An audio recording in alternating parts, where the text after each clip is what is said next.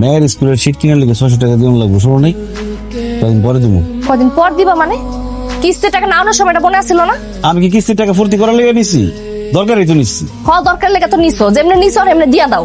এত কথা আমি বুঝি না, কালকের মধ্যে তুমি কিস্তির টাকা দিবা বাস। আমি কালকে কিস্তি টাকা দিতে পারবো না। দিছোটা কি তুমি আমারে? কি দিতে পারছো? এই সংসার আনার পর থেকে দিছোটা কি আমারে? খালি অভাব আর অভাব। একবেলা আমার খাওয়াইতে পারছো ঠিক মতো? একটা সুন্দর কাপড় কিনে দিতে পারছো?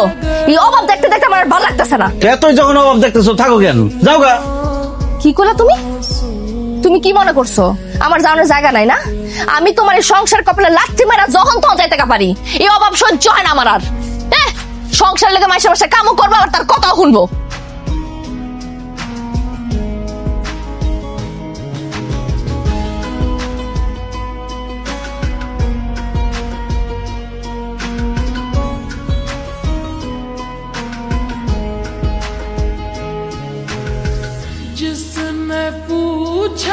কি করবো কও?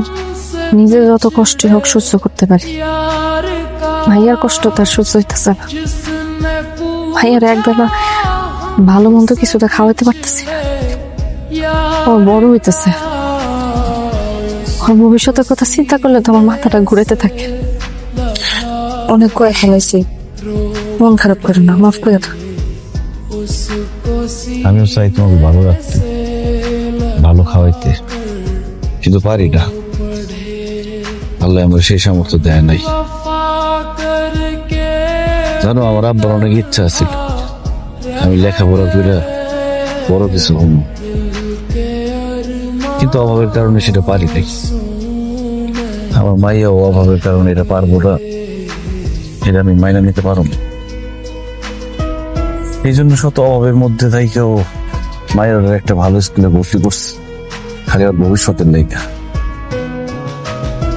তার লেগে রোদ ঝড় বৃষ্টির মধ্যে কত কষ্ট করে কাম। বিশ্বাস করো, আমার জীবনে আর কোনো স্বপ্ন নেই। আমার একটাই স্বপ্ন, আমার মেয়েটা অনেক বড় কিছু হইব। জানি।